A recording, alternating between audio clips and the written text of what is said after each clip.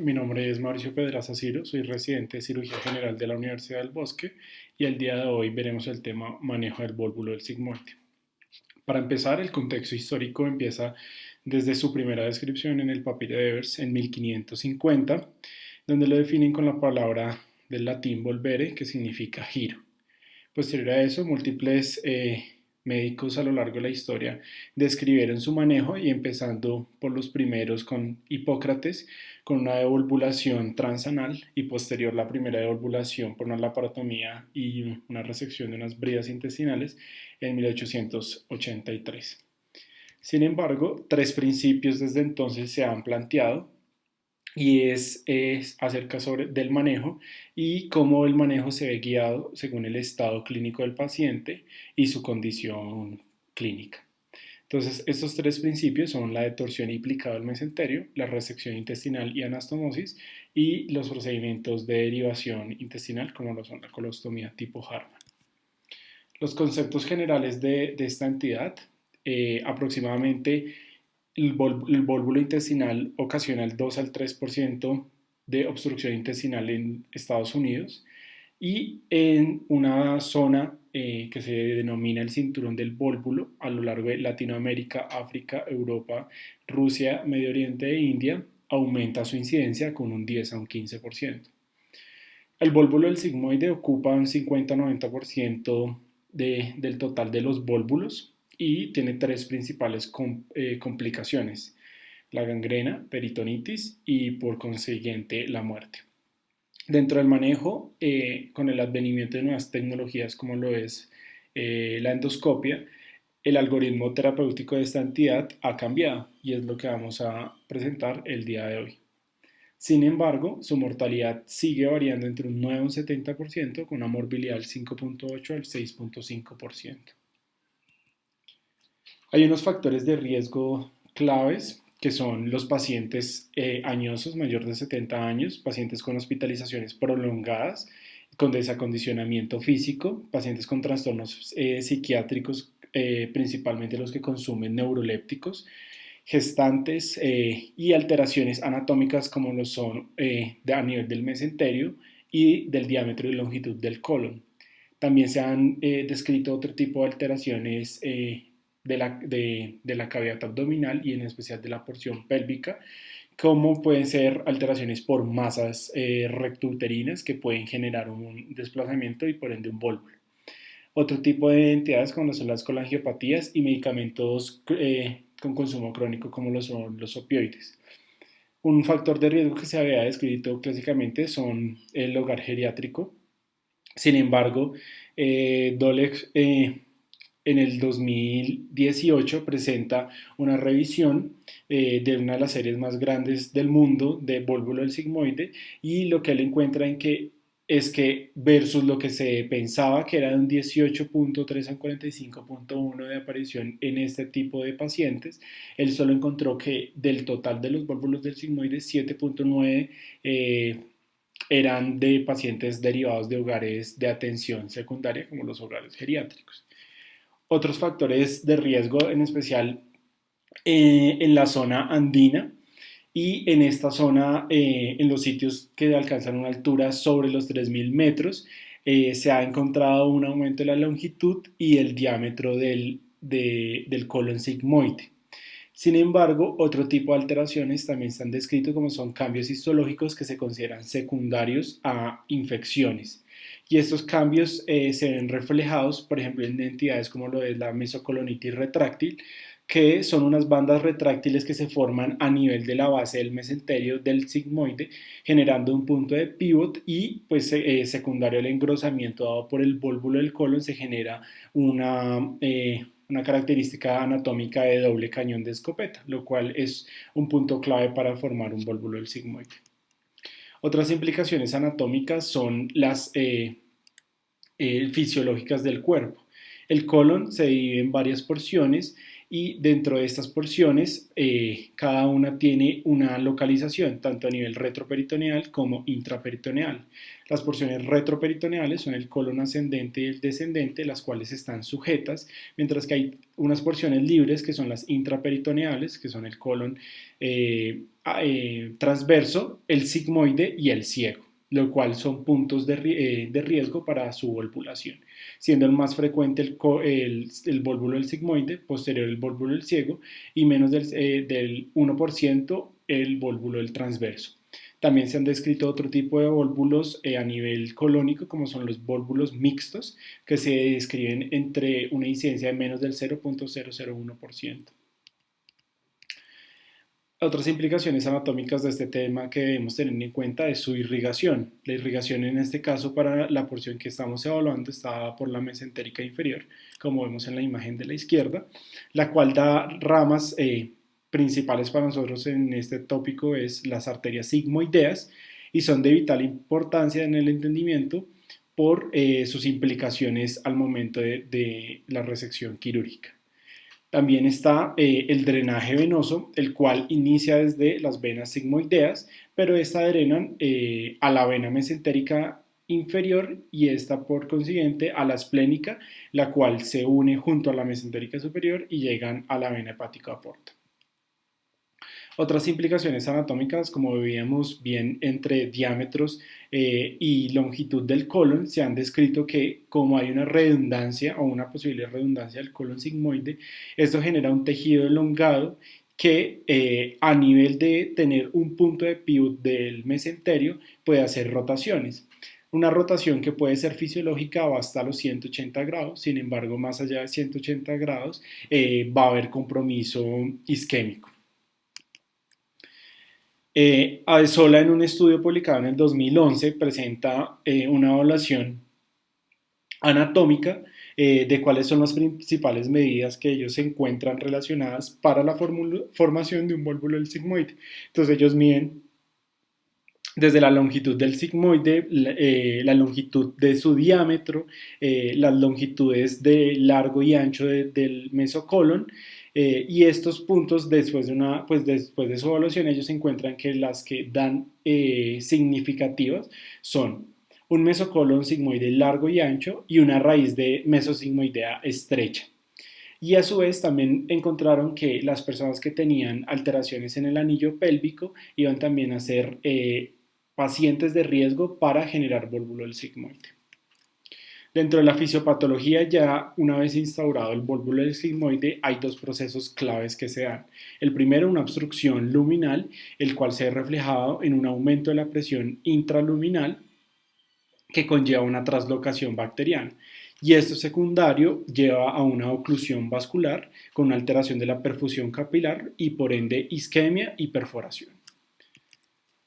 Dentro de la fisiopatología también es importante entender el síndrome isquemia-reperfusión, que a nivel intestinal se le conoce como el síndrome de torsión-dilatación, y es una cascada inflamatoria que se comienza a generar con una tormenta de citoquinas a nivel del vólvulo y a nivel de su vasculatura.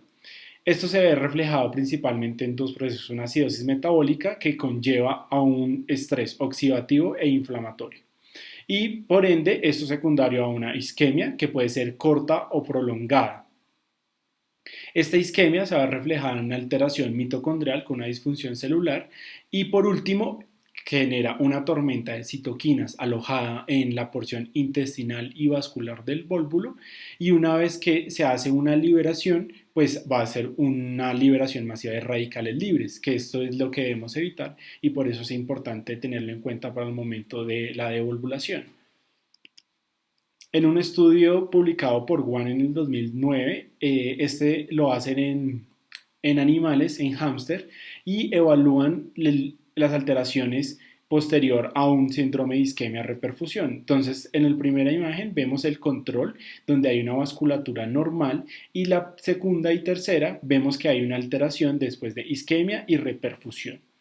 Histológicamente, lo que ellos se dan cuenta es que hay una alteración en el flujo capilar, hay una alteración en las estructuras vellosas intraluminales del colon y eso se ve reflejado en una alteración de la permeabilidad de la mucosa y destrucción de la actividad mitocondrial. Importante tener en cuenta que a nivel intraluminal hay gérmenes, sin embargo, cuando hay una disrupción de la barrera mucosa, hay una serie de receptores que son el TLR4 y el TLR2 que se generan por las células inflamatorias.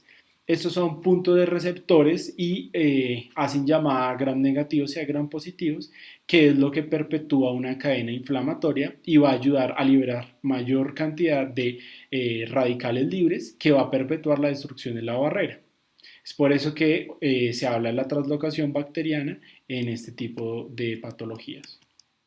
La presentación clínica: estos pacientes generalmente cursan con dolor abdominal, náuseas, emesis, ausencia de flatos o de deposición, distensión abdominal y ocasionalmente pueden cursar con sangrado de vía digestiva inferior. Sin embargo, hay casos tan severos como el que vemos en la imagen de la izquierda, donde se ve una clara anatomía de balón de fútbol americano o de grano de café marcado en la pared abdominal de este paciente. Dentro de los paraclínicos, al igual que en cualquier otro tipo de patología inflamatoria, se debe solicitar una prueba de función renal, de función hepática, electrolitos, tiempos de coagulación, hemograma, leucograma y gases arteriales. Sin embargo, dentro de lo que se ha evaluado, los paraclínicos con mayor relevancia para el diagnóstico de isquemia es la PCR elevada y el ácido láctico. Se habla de que hay múltiples tipos de clasificaciones para este tipo de pacientes para su llegada al servicio de urgencias. Y están dos tipos de clasificaciones como las presentamos en este cuadro. Entonces, hay una presentación típica que puede ser dividida en tres. La fulminante, que es el paciente que llega en un estado comprometido con un dolor severo, vómitos y un deterioro rápido. El cuadro tipo indolente, el cual es insidioso, con un dolor que comienza a ser lento, progresivo, y vómitos ocasionales. Y el recurrente, pues que es el paciente que nosotros ya no deberíamos encontrar, que es aquel que ya había tenido una devolvulación endoscópica, pero vuelve a presentar la sintomatología que ya había presentado en algún momento y pues reconsulta. Y hay otro tipo de presentaciones atípicas, que son las que están secundarias a un cuadro de obstrucción intestinal. Lo segundo que nosotros tenemos que ver en estos pacientes es una imagen. Entonces, dependiendo del tipo de paciente, si es un paciente estable, nosotros lo podríamos llevar a imágenes como lo son una tomografía. También se han descrito imágenes preliminares como la radiografía y los estudios varitados, estos últimos dejándose ya en desuso. La radiografía de abdomen es bastante útil y hay múltiples signos con alta sensibilidad y baja especificidad, como lo son dilatación de las asas intestinales, niveles hidroaéreos, el signo del grano de café y ausencia del gas en la ampolla rectal. En los estudios varitados se han encontrado hallazgos como los que mostramos en la imagen de la derecha, como el pico de ave. Otro tipo de imagen con mucho más diciente y que se considera prácticamente que es el gold estándar es la tomografía axial computarizada con una sensibilidad del 90% y una especificidad del 100%. Dentro de la tomografía se han descrito múltiples signos indirectos y directos para describir el vólvulo del sigmoide. Dentro de esto, siendo el más importante en algunos estudios, las zonas de transición que se pueden ver a nivel intestinal. Dentro de los signos directos encontramos que hay neumatosis intestinal, adelgazamiento de las capas intestinales. Y de los signos indirectos está la dilatación proximal, distensión del colon y signos sugestivos de isquemia, como lo son aire libre, gas venoso portal y lesiones mesentéricas, como lo puede ser un hematoma mesentérico. Dentro de lo último que se ha estudiado, Geo en el 2019 presentó un hallazgo tomográfico que se describe como el Dark Torsion Knot Sign, que es un punto de torsión o de nudo oscuro. Como vemos en la imagen de la derecha, se señala en la parte más oscura que casi que en la raíz del meso de ese vólvulo hay un punto negro, y este punto hace referencia a un signo de isquemia temprano. Esto asociado a cambios isquémicos en la endoscopia predecían un OR de 100.4 de probabilidad de un vólvulo del sigmoide con cambios isquémicos. Entonces este es el paciente que uno tempranamente debería llevar a cirugía. Otros signos tomográficos de isquemia intestinal se han descrito como lo son aumento del grosor de la pared del colon, ascitis, turbidez mesentérica, neumatosis intestinal, neumoperitoneo y disminución del realce intestinal. En el último Current versión 13, ellos presentan un cuadro resumido de los signos clínicos, paraclínicos e imagenológicos de isquemia intestinal, dentro de los cuales se ha descrito dolor mayor a 4 días, rebote positivo, defensa, paraclínicos como lo son la PCR mayor a 75, la procalcetonina mayor a 0.57, leucocitosis, ácido y una acidosis láctica. Y hallazgos tomográficos como ya los habíamos mencionado.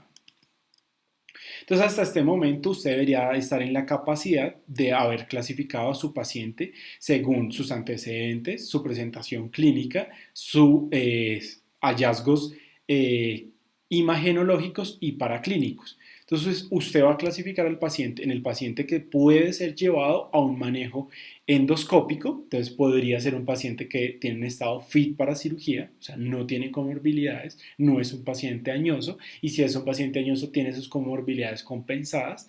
O un paciente que es un fit para cirugía, por ejemplo, un paciente ASA 3, 4, con un Bartel menor de 30, mayor de 70 años, pero que no tiene signos de shock o de gangrena. Ese paciente también es un candidato para el manejo endoscópico preliminar y posteriormente a eso vamos a ver qué otro tipo de terapia se le podría ofrecer para finalizar el manejo de este paciente. Y vemos el otro tipo de paciente y es el paciente que puede llegar con signos de shock y ese lo vamos a dividir en dos. El paciente que tiene un shock refractario al manejo, que requiere, por ejemplo, manejo vasopresor, que está en un shock séptico, que necesita ser llevado de urgencia a cirugía. O el paciente que llega en shock, se le hace reanimación hidroelectrolítica, se inicia terapia antibiótica, vigilancia en sala de reanimación, se recupera el paciente y puede ser llevado a una cirugía con unos tiempos más prolongados. También están los pacientes que tienen hallazgo únicamente de gangrena, por ejemplo a nivel endoscópico, y por último el paciente que está en shock, pero que a la vez también tiene hallazgos de gangrena. Entonces, hasta este momento uno debería dividir al paciente en dos. Uno, el paciente que vamos a llevar a devulvulación endoscópica, como vamos a ver más adelante, y dos, el paciente que requiere manejo quirúrgico inmediato. En el paciente que requiere devulvulación endoscópica y que se le puede hacer, hay dos cosas que uno puede tener en cuenta. Uno, que este manejo funcione, que es en la parte de la derecha, que sea efectiva, pero que aparte de eso usted no tenga signos de isquemia. Ahora, una vez ese manejo está dado, se tiene que saber cuál es el siguiente paso a seguir. Dependiendo del estado clínico del paciente, acá presentamos un algoritmo que es el paciente que es fit para cirugía, por ejemplo, el ASA 3, que tiene continencia, uno lo podría ofrecer a ese paciente una colectomía con anastomosis primaria. Algunos autores han referenciado que igual los llevarían a una derivación con una colostomía tipo Harman. Y el otro tipo de paciente, que es el ASA 4, Bartel menor de 30, edad mayor a 70 años, que definitivamente usted dice no es apto para manejo quirúrgico. En este tipo de pacientes se han descrito otro tipo de alternativas quirúrgicas como la sigmoidopexia endoscópica percutánea.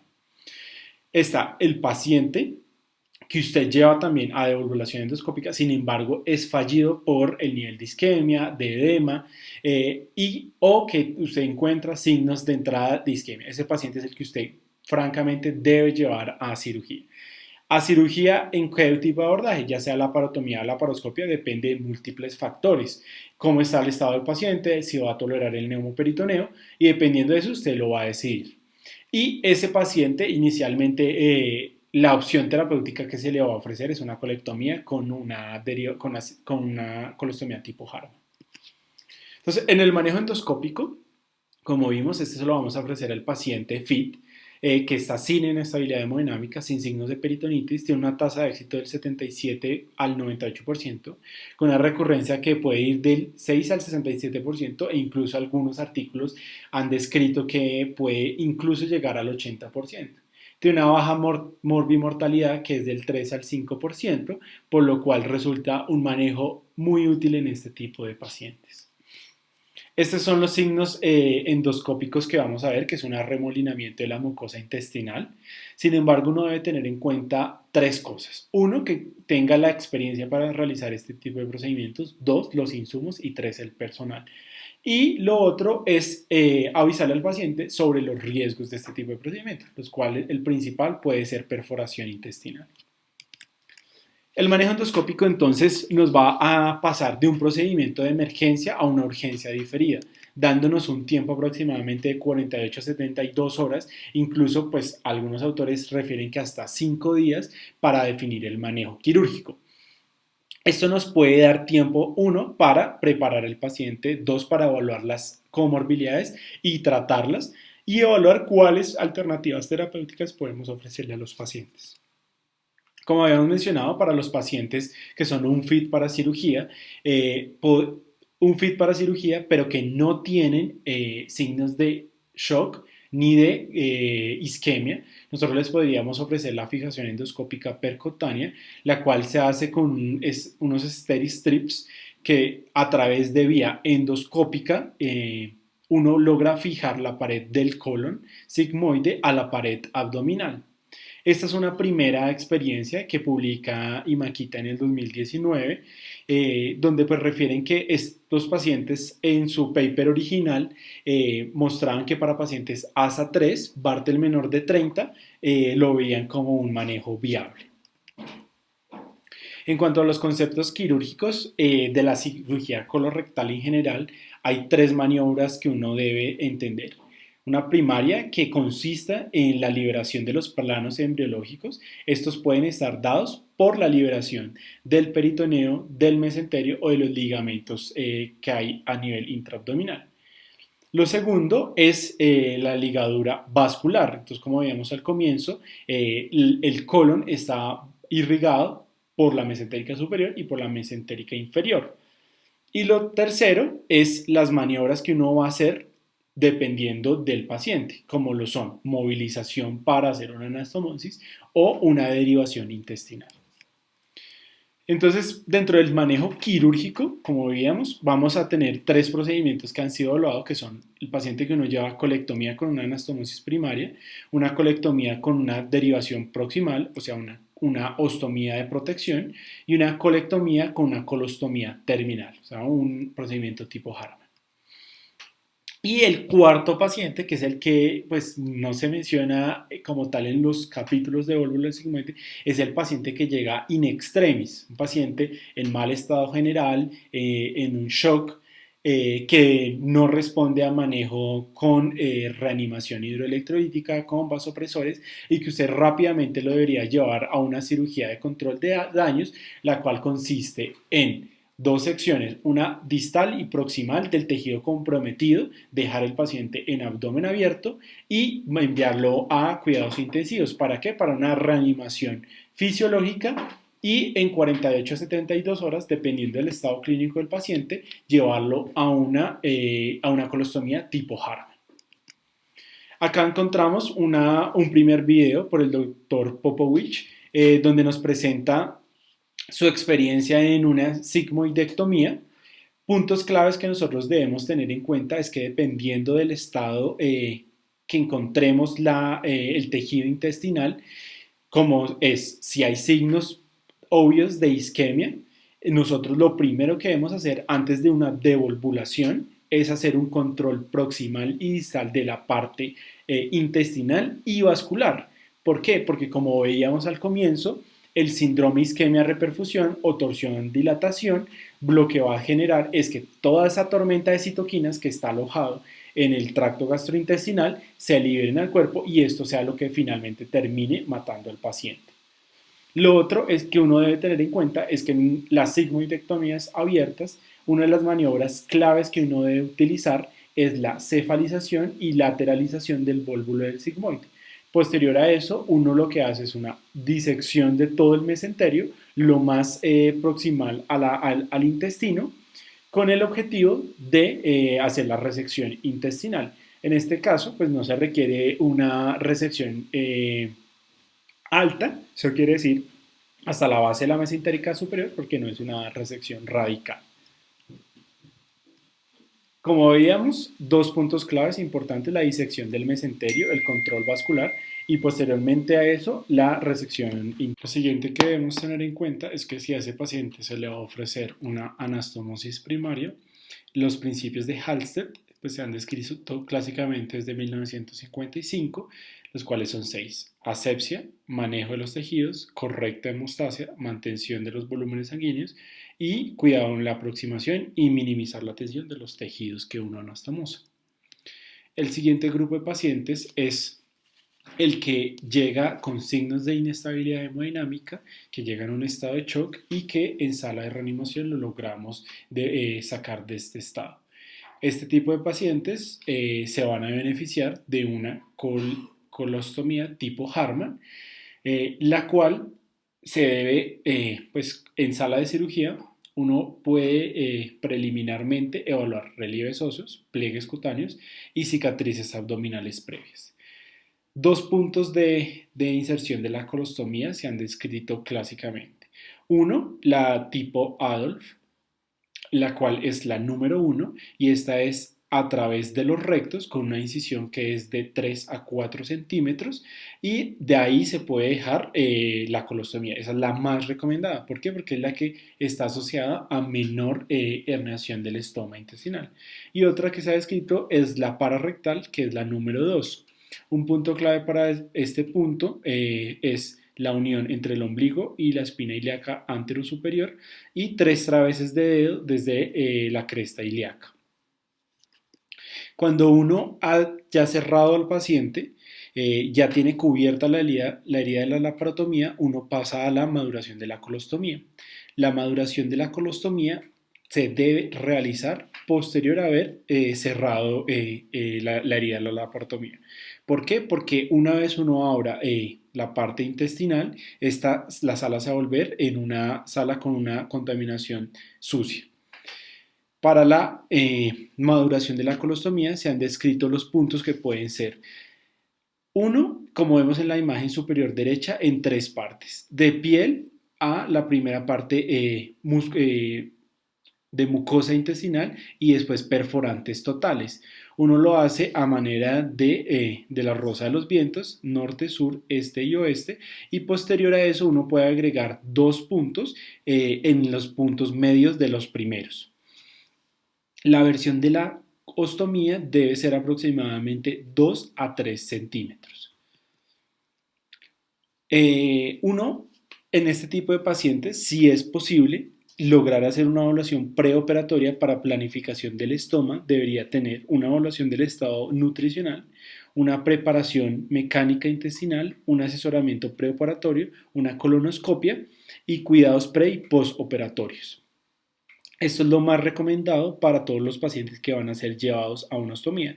Sin embargo, dependiendo del estado clínico del paciente, es que usted puede o no hacer este tipo de abordaje prequirúrgico.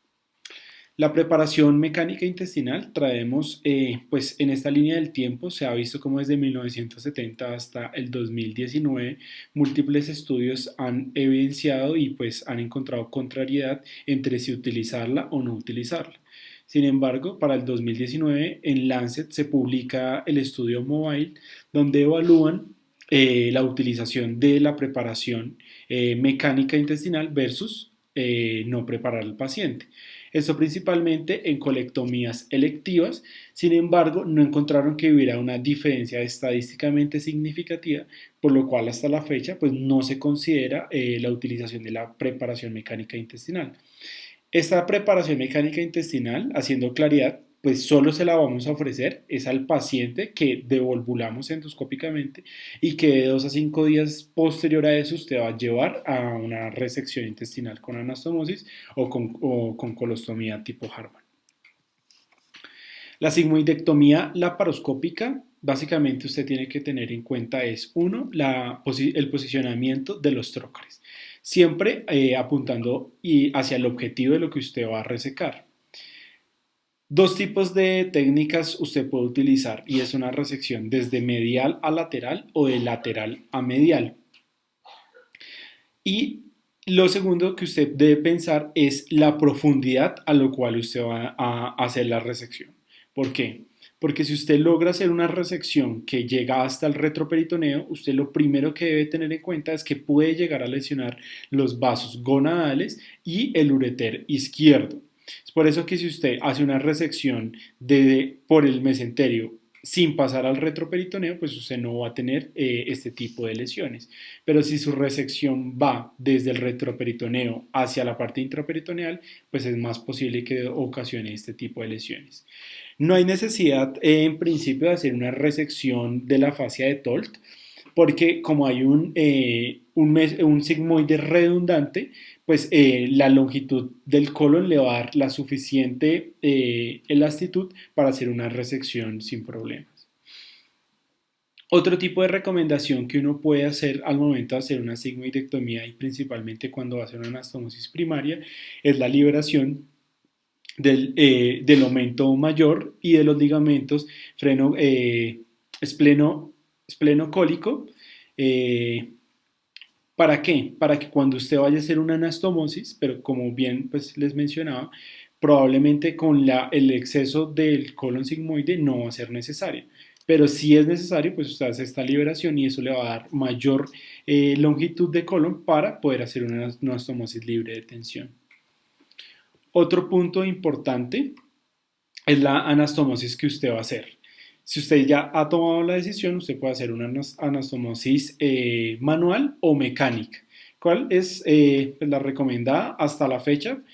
No hay estudios que demuestren la superioridad versus anastomosis manual versus mecánica. Sin embargo, lo que usted debería recomendar es si tiene los implementos para utilizarlo, pues utilícelos.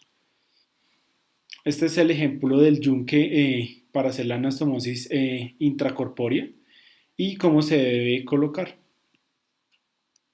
En cuanto a la evidencia de la colectomía con anastomosis primaria versus Harman, un estudio publicado por Doleg muestra que dentro de las variables que ellos logran recolectar, presentan una población de colectomía con anastomosis primaria 1813 pacientes y pacientes llevados a anastomosis a colectomía tipo Harman 483 pacientes. Previo a un pareamiento por puntaje de propensión, ellos encuentran que hay varios factores que se ven alterados, sin embargo no son significativamente estadísticos, que son los rojos. Edad, género, raza, el ASA 3 o 4, si fueron transferidos desde hogares geriátricos, el estado de dependencia de los pacientes, si la cirugía fue mínimamente invasiva y la clasificación de la herida quirúrgica. Y los significativos fueron el tiempo operatorio, el cual fue similar para ambos casos, y la tasa de fuga pues, se describió en un 5.3%. Sin embargo, después de un pareamiento por puntaje de propensión, logran igualar la población de 440 versus 440 pacientes, encontrando que no había una alteración significativa en las características preoperatorias después del pareamiento, que el tiempo quirúrgico permanecía siendo significativo e igual, y la morbilidad y la mortalidad no encontraron diferencia. Lo único que sí encontraron es que en los pacientes que habían sido llevados a colectomía con anastomosis primaria había una mayor tasa de reintubación y una infección de sitio operatorio órgano-espacio de 5.9 versus 2.1 con una P significativa. En cuanto a la colectomía de urgencia con anastomosis versus Harman, después del pareamiento por puntaje de propensión, encontraron que los pacientes que habían sido llevados a Harman tenían una mortalidad mayor, 12.1% versus 10.8%, con una morbilidad similar en ambos grupos y una morbilidad grave mayor en los pacientes llevados a Harman, con un porcentaje de 40.1%. También encontraron que había una disminución en el tiempo de hospitalización en los pacientes que habían sido llevados a colectomía con anastomosis primaria. Estos hallazgos lo único que justifican y pues que realmente uno podría concluir es que no son significativamente dicientes para el médico, porque claramente los pacientes que uno va a llevar a colectomía con colostomía tipo Harman están en un estado clínico más severo de aquellos pacientes que llevaron a anastomosis primaria. Es por eso que se recomienda que se generen futuros estudios donde se evalúe el estado clínico de los pacientes para poder hacer una diferenciación de los mismos procedimientos. Ya finalizando, encontramos que dentro de los factores de riesgo para hacer fuga anastomótica y para hacerle claridad a los pacientes están pacientes que tengan malnutrición, que tengan consumo crónico de esteroides, consumo de cigarrillo, alcohol, enfermedades cardiovascular severa, tiempo quirúrgico mayor a 2 horas, transfusión perioperatoria, pacientes en estado de sepsis o que haya quedado una anastomosis con alta tensión. Muchas gracias. Por favor, seguiremos subiendo contenido a nuestra cuenta de YouTube de Sir Bosque TV y esas son las redes sociales a las cuales nos pueden seguir.